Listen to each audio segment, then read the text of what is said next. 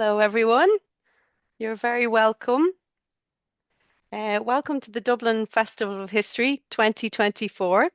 My name is Lara, and I work for Dublin City Libraries. And we are delighted to be here today with Jawhar Sircar, all the way from Calcutta. And he's going to be presenting a talk for us on two Irish women who moved heaven and earth for India's independence. And before we start, I'd just like to let everyone know that today's session is being recorded and will be made available to view on YouTube after the festival is over. You can also switch on the closed caption options on Zoom. So this hour-long talk will discuss two amazing Irish women, Margaret Noble and Annie Besant, and it will talk about the contributions that they made during the years of India's struggle for independence against British rule. Today's speaker is Jawhar Sircar. He is an ex-member of Parliament in India, and he is a prominent public speaker and writer, and his particular focus is on social history. So we're in for a treat today. Just to let you know, I'm sure you all are going to have lots of questions. There will be a Q&A session at the end of the talk, so you can type any questions that you have into the box, and we will get to as many of them as we can after the talk. So without further ado, I'd like to pass you over to Jawhar. Enjoy the talk. Thank you. Good afternoon, everyone. I hope you can hear me. I'll be talking about two Irish women who moved heaven and earth for India's independence. I don't know how well they are known in Ireland, but where India is concerned, these two names stand out as integral part of our freedom struggle. They are, as already said, Annie Besant. Now, she lived a full 85 years from 1893 to 1933, which means she saw Irish independence. And we have Margaret Noble, who's better known as Sister Nivedita in India. Sister, of course, stands for the religious, it's a religious term for nun, sort of. She had a very brief span of life, 44 years only, from 18, and she was there in India for 13 of these years, from 1898 to 1911. 1911 means that she left well before she saw Ireland become independent. Now, you know, in India, after we broke free from the colony, almost every symbol of imperial or colonial rule has been removed. The hundreds of place names and statues and everything to do with the British have been removed, obviously, because they reminded us of slavery, of domination. But two names that are British, more Irish, we would say, that stand out prominently and who have roads named after them, who have schools, colleges, universities, all sorts of things who are remembered as very, very Indian. In fact, some Indians don't even know that Sister Nivedita was actually an Irish woman. They take her as one of her own because she had adopted an Indian name. And Annie Besant, of course, as president of the Indian National Congress, the party that mainly led the Indian freedom movement, was also mistaken to be an adopted Indian or an Indian way. They lent their body and soul for India's independence, and naturally, India is very grateful to them even today. In fact, I've been getting a lot of questions from many Indians who have studied in institutions named after them, saying that they would like to hear the talk when it's put up. Now, you know, we have to understand the common points and the differences between subjugation to the British, Ireland and India. Ireland was practically subjugated for 120 years, from 1800 to 1921, 121 years after the Act of Union. Before that, Ireland and England had some relation on and off, of subjugation, of union, of breakups. But Ireland was basically a colony for about 120 years, if I've got my history correct. India, on the other hand, was never in the British horizon. It just didn't exist where British were concerned until the 17th century, when they heard of the fabulous riches of India and the East Indies. They required spices, they required all sorts of goods from India, and India went on to the British focus. This is the time they went in for this act of subjugation, which started with stealth. They went about the whole operation as supplicants before the Mughals, as petty traders who came in and then used their firepower, used their money power, and used their organizational strength to subjugate, to dominate India and to make it a colony. One of the greatest acts of treachery that world history has seen. Where India's reaction was concerned, it wasn't as spontaneous as the Irish. The Irish sense of revulsion, the Irish the demand for freedom was started much earlier. But India in the 19th century was fragmented into several kingdoms. India by size is bigger than the European Union. And obviously we have lots of ethnicities, ethnic groups, languages. So they were not really united. And it's only the British that sort of use their interest across the different nationalities. But India had a prior sense, a prior history of having come under one rule several times, and a very, very deep feeling that we are one nation. Well, that is debatable to some point. In any case, we didn't have someone like, say, Sean Ryder that the Irish nationalists had. We were aware of young Ireland and its anti-imperial inspiration. In India, incidentally, we had something similar called Young Bengal, but that was more or less around the same time, but for a different objective, and that was to emancipate India from superstition, from its traditional mode of thought, rather than for independence, direct independence. Whereas young Ireland was very clear in its political message. Around the middle of the 19th century, both India and Ireland went through catastrophic events. Ireland went through the 7 or 8 years of the Great Famine, and that shattered life altogether. India, by the way, was used to famines caused by British rule, exploitation, mindless meddling around with crops and supplies. In fact, India had 22 famines in 130 years, killing not hundreds, killing millions.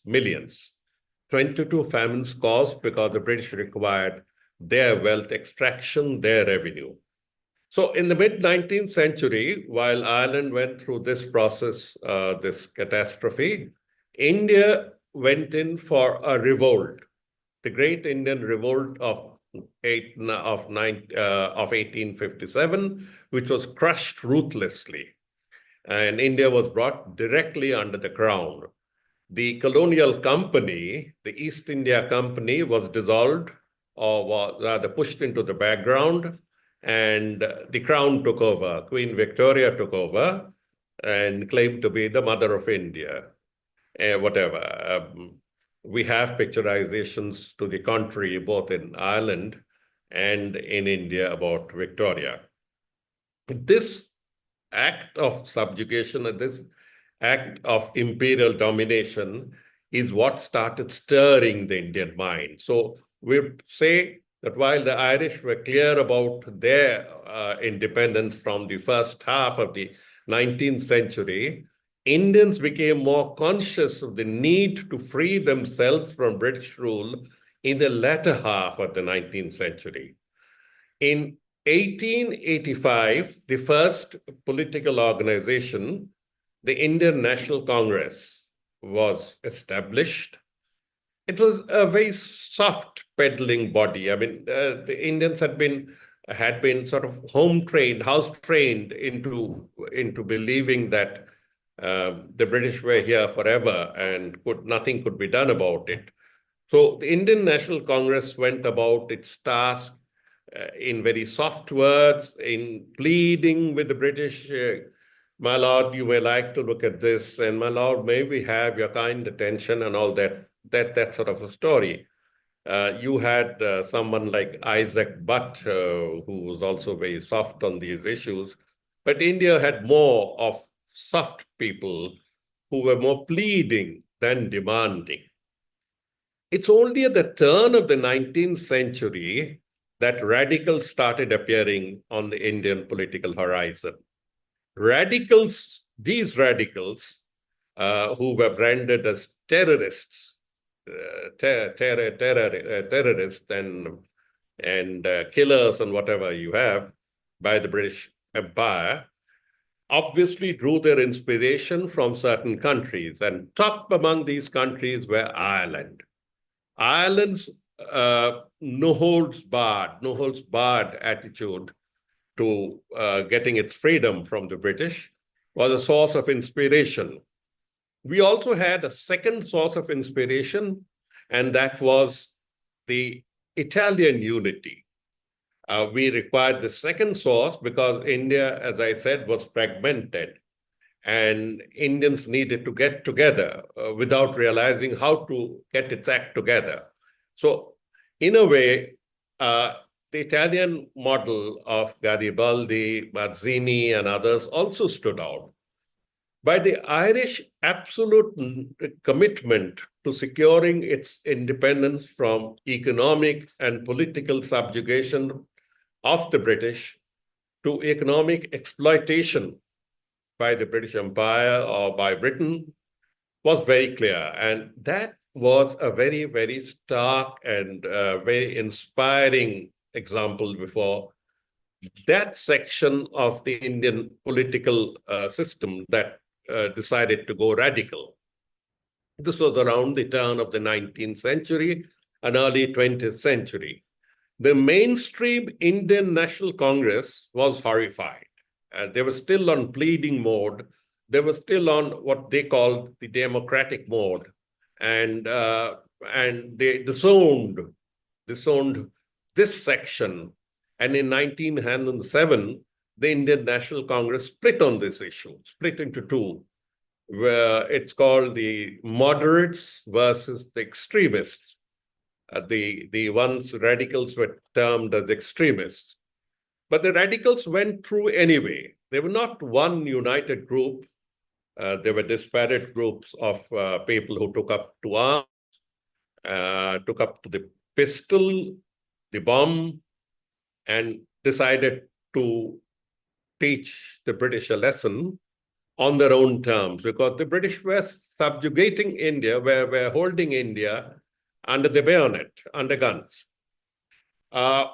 Here, as we move into the early part of the 19th century, one of the inspirations was obviously the Great Easter Uprising of Ireland of 1916. That left about 480 persons dead. It was bloody. It was a hard way of securing independence. It failed for the moment, but it surely sent shockwaves to the Irish nation and through Britain. In December 1918, when the Sinn Féin won and the IRA was formed, I needn't repeat to you your story of how you secured independence through war. India, on the other hand, at that point of time, insisted on peaceful methods, methods that would be more familiar to you associated with Gandhi and Martin Luther King. Incidentally, Martin Luther King was inspired by Gandhi. Nelson Mandela, they were all inspired by Gandhi, where he said that I will combat violence with non-violence. A very Christian thought, if you come to think of it. But anyway, this was the position in India when we have these two ladies arriving. Uh, Before I get out to this introduction, let me just mention offshoots of the Irish inspiration that resulted in the Chittagong Armory raid, where a part of India was declared to be free, and everyone concerned was either hanged or sent to penal imprisonment. India wasn't as easy to get away with in India. In a district called Midnapur, we had 3 district magistrates of the British being shot one after the other in 1931, 1932, and 1933, just to give you a taste of what the Indian radicals were up to, which was rather different from what Gandhi was telling us, the method that Gandhi was preaching. So at this point of time, let's move on to the two ladies, and I'd start with the one who had lesser time but made a very radical impact on India, Margaret Noble. As I said, she lived for 44 years and died in 1911, and the last 13 of which were dedicated to India. She was of Scottish-Irish descent, born in Dungainen, or I hope I've got it right. It's the English word, Dungainen, on County. It was County Tyrone. I was told it's pronounced as Kunde Terrien. Don't trust me for the Irish pronunciations. She was very much an Irish woman. Her maternal grandfather, Hamilton, was the one who introduced this young lady into radical thought. And he was head of a group of Young Ireland. He advocated land reforms and the Home Rule League. And she went about distributing clandestine literature. Margaret joined the Free Irish group and the Home Rule League in London under Charles Stewart Parnell. But she was spiritual all along, and that's why I've used the word heaven. And she was in a very troubled search for spiritual solace. And after moving through Christian literature, she decided to look eastward. And the first person she was attracted to was the Buddha. Because Buddha stands for peace. And she read a lot of literature about Buddhism and Hinduism. It's around this time, in November 1895, she actually saw and heard Swami Vivekananda. Swami is a term we use for a spiritual father. Swami Vivekananda. Now, Vivekananda is a mouthful, so we'll use the term Swami only. He was the first ambassador of Indian civilization. Not exactly Hinduism. Hinduism is a part of Indian civilization, but there are other religions as well. It embodies a lot of Indian civilization, which spans for an unbroken period of 5,500 years. He was the first one to go to America at the International Congress of Religions or Parliament of Religions and explain to the world that all the propaganda or all the ideas that were given about India as a completely pagan, heathen country with no religion altogether wasn't actually true. The religion that was followed in the Indian subcontinent had a rather broadband aspect. You had, of course, a lot of stuff a lot of clamor and a lot of multiplicity of gods on one hand. You had a very high level of philosophy on the other. You had silence, the silence of a chapel. You had contemplation, you had spirituality. So it's your choice as to which part of the spectrum you would choose. And here was this Swami, a very impressive, very fair and handsome man who had come to London and was explaining Indian civilization to European men and to English men and women when Margaret happened to join one of his meetings, and she was totally taken aback. She was totally impressed with the talk she heard, and her soul was finally finding what she was looking for, a spiritual equilibrium where action is also very much a part of it. Her description that she has left behind, I'll read out. He was a majestic personage, clad in a saffron gown and wearing a red waistband. He sat there on the floor, cross-legged, and as he spoke in the company, he recited Sanskrit verses in his deep, sonorous voice. Both of them got talking over the next few weeks. They met quite a few times in their common friend's house, and they found they had a lot of similarities. They were looking for a non-dogmatic religion. Vivekananda Swami was not espousing Hinduism in its original form. He was propagating a religion, a more of a universal version of the Hindu thought, or Indic or Indian thought. Both were puristly, or rather very, very strongly anti-imperial, and both had freedom from British rule at the top of their mind. And the third point on which they agreed was spiritualism does not come from withdrawal, it comes from practice. A controlled fury is what they were looking for. In 1897, Swami goes back to India, of course, and in 1897, he sets up the first modern Indian religious order, the first monastic order in modern India. It's a religious order like the Jesuits or the Franciscans or the Dominicans. He sets up this order, but as I had said, the stress was not so much on godliness or God and a very sectarian idea of God. It was more for universal service, brotherhood and service. And this organization, known as the Ramakrishna Mission, is famous worldwide for its service. After setting up the organization, he wrote to Nivedita, he wrote to Margaret. She wasn't Nivedita till then, where she went on asking Swami, what can I do? I want to play a role in India. I want to come and help you.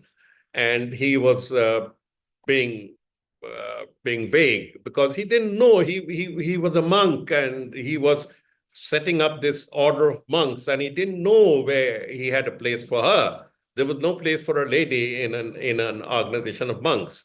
But at this point, he wrote to her saying that I feel there's a future for you in India. We need an inspiring woman. You used the word, we need a real lioness to work for Indian women and to bring them up to self-consciousness. It is at this point that she decides to move to India in 1898. She came to India, Calcutta, to be more precise, my town, and she saw utter poverty all around. She saw the degree of exploitation that the British had done to India from one of the from one of the richest countries in the world, where the GDP of India and China were one-third of the world's GDP in the 1830s. In 1890s, you find people starving on the streets. Anyway, she came in and she was further amazed to see how stoically the Swami had taken his task. She worked with the organization without a status, so to say. I mean, in fact, many of the monks were pretty worried to what was going on. I mean, like, we are a body of monks, and our head keeps bringing this lady, this white lady, amidst us, and she gives us lectures on what she's seen in her country. I mean, where do we move from here? And it is at this point of time that the Swami formally introduced her as an associate, but certainly not as a part of the monastery or anything, and as someone who'd be working with Indian women for the same cause and would be associated but nowhere connected. A very complicated relation, but she agreed to it. She found that India, apart from India's poverty, Indians at that point of time, early 20th century, lacked self-respect. They had been drilled in by more than 100 years of British rule that they were useless, they were meant only for servile work, they were serfs, and that's all you could expect. Education was not for them, and all sorts of horror tales. So she decided her role based on Ireland's Celtic revival, the influence when you had pre-colonial mythological heroes and heroines who instilled Irish national pride. He brought in that formula to India and took up passionate writings. She went about visiting this vast country on her own and talking directly to people. She had learned half the language. She was talking and inspiring them. And they, in turn, were amazed to see this white woman who wasn't keeping any racial discrimination, but freely mixing with them, squatting on the floor, eating their food, talking of their religion, talking of their lives. And this had a very profound impact on Indian women. So when she set up her schools and colleges, she had to literally go begging from house to house because people were totally against sending women women to school. That was the state of India in the late 19th and early 20th century. She spoke of art, she spoke of past Indian glory, she read a lot about it, and she wrote a lot about it. And it's her writings that started stimulating the Indian people in acquiring a larger degree of self-respect. It's at this point of time she made it very clear that England never gives anything. It's an Irish statement she started quoting. England never gives anything without the bomb. And this is where she gets associated with the extreme faction of the Indian National Congress, where she questions the young, where are your heroes?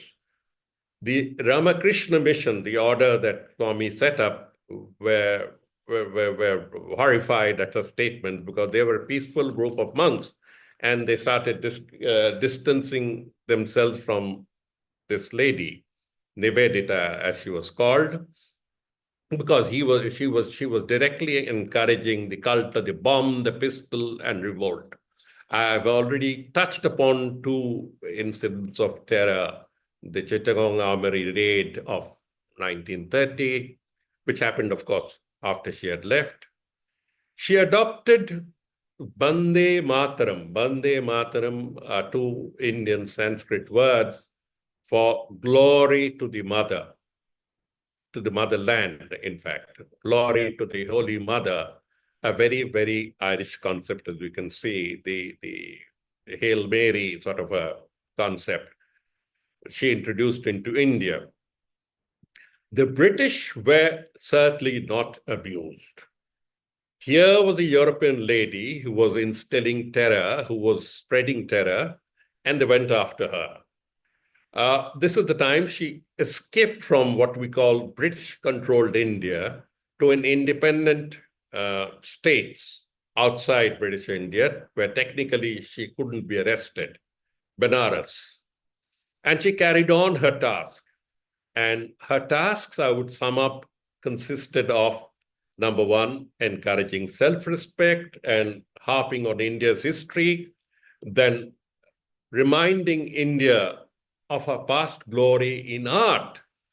If Indian art is remembered in the world today, it's because of the cave paintings of Ajanta. And she was among the first to publicize them before the world in 1911. She created or she inspired the Bengal School of Art. She went on in education as well and set up a mission of monks, an order of nuns, sorry, an order of nuns. This was a woman's counterpart of the Ramakrishna mission, was known as the Sarada mission. They had the word Ramakrishna in front of them. And this Sarada mission has left a lot of impact on Indian social life through education, through hospitals, through all sorts of services. In fact, frankly, I was also born in one of their hospitals. It was so clean and so well kept and so well maintained. So which makes me personally a bit grateful to them. Now, this lady dies in 1911, and till today, India celebrates this Irish lady. There are statues of her, there are localities, townships, there are woman names. I mean, children are named, girl children are named after her. There are schools named after her. In Calcutta, there is the Sister Nivedita University, where her photograph and her name as Margaret Noble is put very boldly in front. There are roads and place names. And that is the degree of respect she got in India for being part of India. The other lady I'll come to is Annie Besant. Annie Besant was born in London. She wasn't fully Irish in that sense. She said she's three-fourths Irish, three-fourths, so you can make out, but she chose the Irish identity as her own. She was brought up in London and she was married to a clergyman at 20, had two children, but later they got separated because of conflict of ideas. She broke free from the Christian church and took on to something called no religion, atheism. Her focus was on national identity. She became secular. Hers was for societal good. She spoke of free thought. Annie Besant spoke of free thought, socialism, even Marxism, at a time when women wouldn't utter these words. She was all for women's vote, women's rights. She inspired strikes in London, women's strike, and she espoused birth control, which is rather odd thinking, considering that she was from a Catholic country. And for espousing birth control, she was tried for obscenity.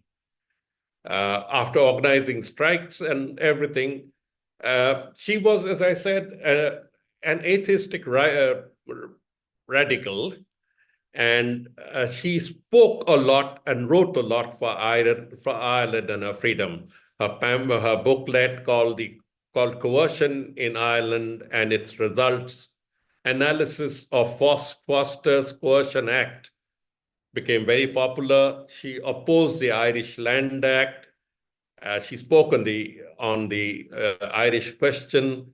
She stood up for the Manchester martyrs who had rescued the five Irish martyrs who had rescued two of the leaders of the Fen.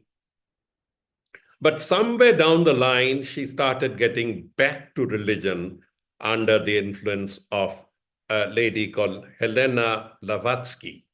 Helena Blavatsky started a new creed of religion called Theosophy. Now, Theosophy believes in a lot of Hindu and Buddhist thought of karma. Karma means whatever you do, you acquire its merits and its demerits in your next birth. So it's a continuous accounting sort of a system. I'm not deeply religious, so I won't be able to elucidate further. So she moved towards from this strong secular stand to becoming an evangelist of Theosophy.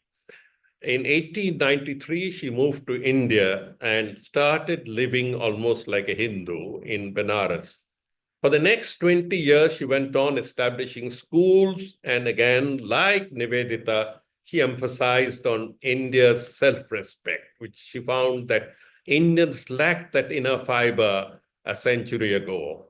They had been battered, their ego, their thoughts, their self-pride had been crushed by the British. She went on and she established many of the schools and colleges and institutions. In fact, she set up the first Freemason lodge in India and went on setting up these lodges in Pakistan, in places that are Pakistan today. She became president of the Theosophical Society, but the matter that interests us more is her political life, which begins from around 1905. She didn't, she became actively involved 10 years later, but this is the time when she said she and Nivedita had these years in common, the first decade of the 20th century. They were common, they were operating in different areas. She said she didn't agree with Margaret because Margaret was harping on the past. Indian unity in the past. And she said that India's unity is something that it has to procure in the future. That's the point of difference. There's no point in talking of past glory and expecting Indians to unite. It's time for Indians to come up now and claim their space. It's an ideological difference, but the two work together for India's independence. She spoke of self-governance. She spoke of the drain of wealth from India, a very systematic study of the drain of wealth from India. She was one of the first ones. That we have a huge list of economists who have worked on this theory and have calculated to the last shilling how much the British took away from us.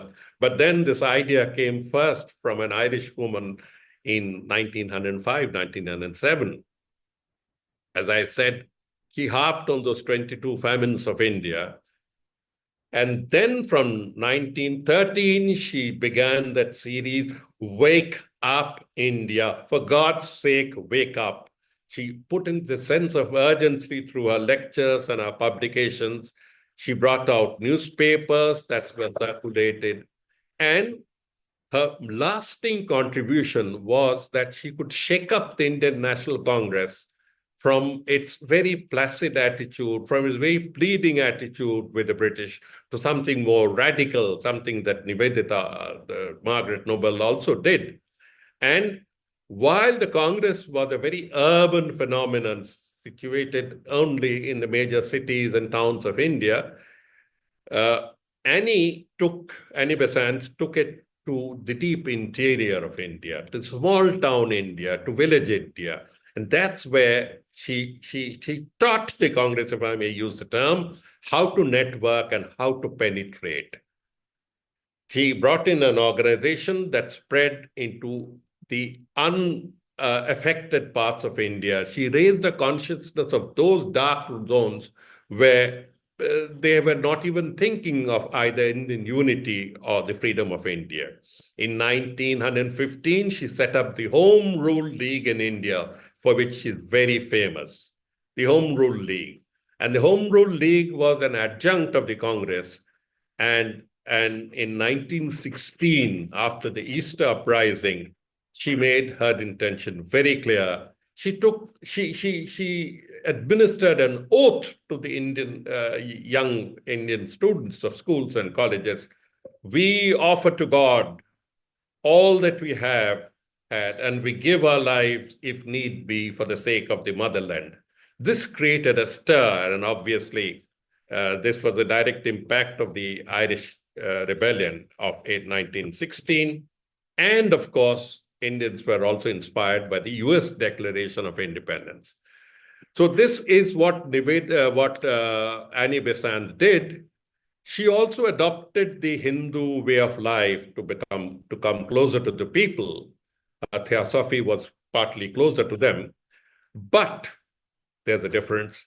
She was the first one among the freedom fighters of India who insisted on including the Muslims and the Christians and the depressed classes in India. The depressed classes existed among the Hindus as some sort of a semi-apartheid. They were kept away. She was the one who insisted. So her stir was awakening and uniting. She had a very, very positive impact on mainstream political life. In June 1917, when she was accused by the British government in the imperial government and arrested, she said, "My real crime is that I have awakened in India national self-respect, which was asleep, and I've made thousands of Indians, educated men, feel that to be content with being a subject race is indeed a dishonor." Both these Irish ladies, if you notice, had this very spiritual connection and this very material and, if I may put it, directly aggressive way of getting more things, which left its impact on India. India went in for adoption of many of these ideas. And 1917 was her finest hour because she became the first female president of the Indian National Congress. And this was the time when she was put under arrest. The moment she was arrested, there was political stir and unrest and agitations all over India. But after this point, Gandhi comes into the picture and sort of, in a way, takes the Congress back to pacifist movements, takes the Congress away from aggression, from radicalism to a mass base, which incidentally she had herself introduced, mass contact, and arouses the people to get the people together, the masses together, so that the Congress becomes more of a mass movement. This is the time when Nivedita moves away. She never lost contact with the Congress and concentrates on her religious task. She lived on till 1933, focusing on theosophy and religion, but maintaining an active contact with the Congress, which was from 1918 onwards taken over by Mahatma Gandhi.